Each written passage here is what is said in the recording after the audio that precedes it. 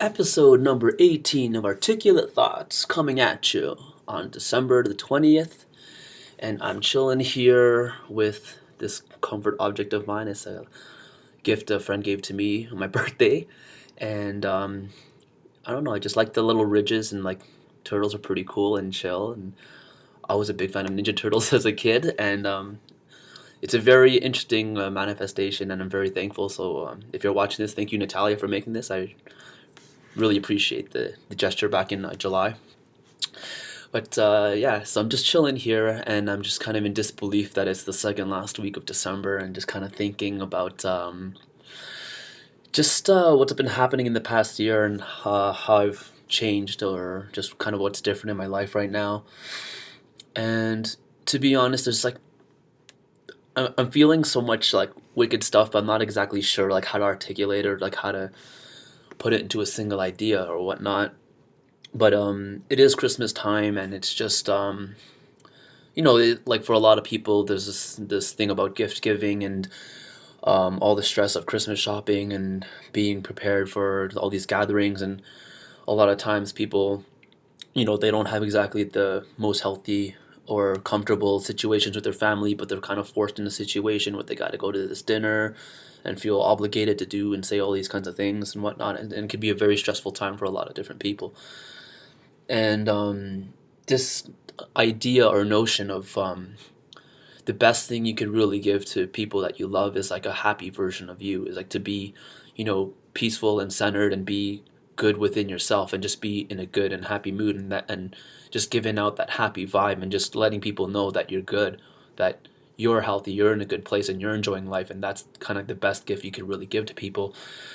And I've heard this before, and I didn't really think too much about it, or didn't really understand it too much. But in this past year, I feel like that's what I've been like, this whole thing about moving away from my hometown, and setting up a new life, and pursuing a different direction in whatever I'm doing.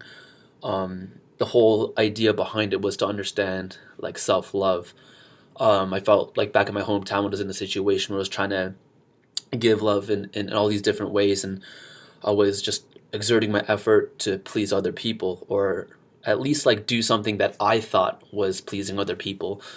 And it just wasn't really creating much results. And since I've been here, like I'm just not really attached to anything. So I'm just focusing on myself and what I want to do, and what is my desire, and what do I want to improve on, and allocating my efforts to those things, those endeavors.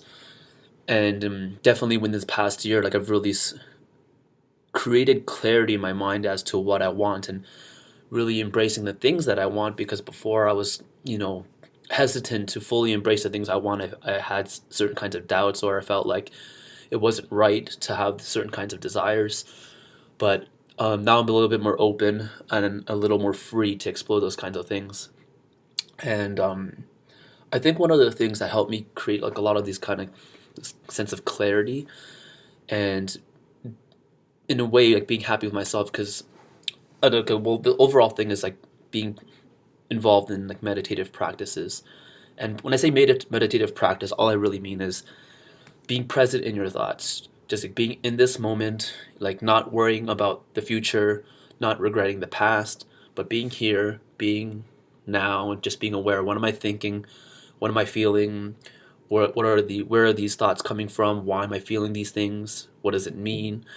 And it doesn't necessarily mean I have to come up with an answer right away, but just the fact that I'm able to experience the moment for what it is, and to be in tune with the sensations that I'm feeling, and just identifying with it, and being able to experience them fully with all my attention and awareness.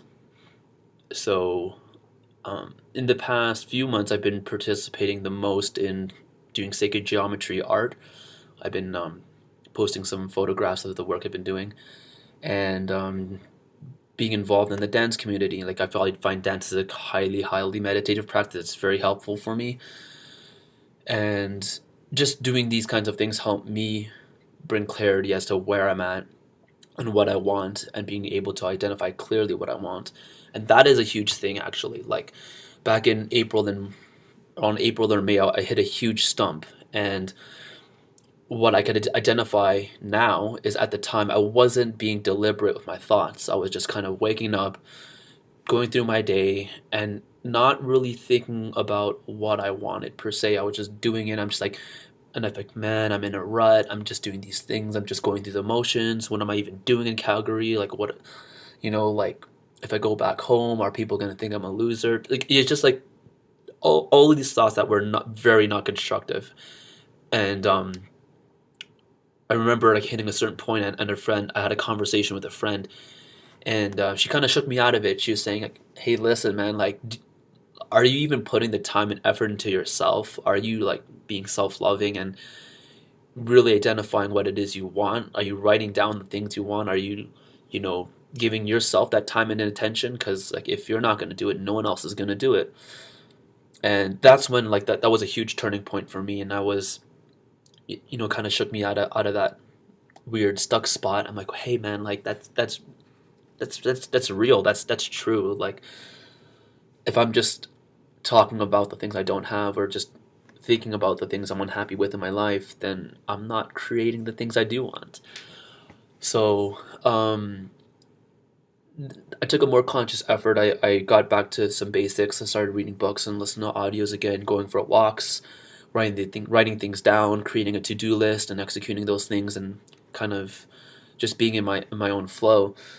And in the past month or two, I just kind of been like just consistently solid. And like when things don't go well, like I'm still angry, I still get frustrated and stuff, but like it doesn't captivate me anymore. I just kind of feel the emotions, identify the situation. I'm like, okay, cool. Like, it's things aren't going too well right now. I'm not feeling that great, but what does that mean? Like, how did I get here? What thoughts was I projecting to create the situation?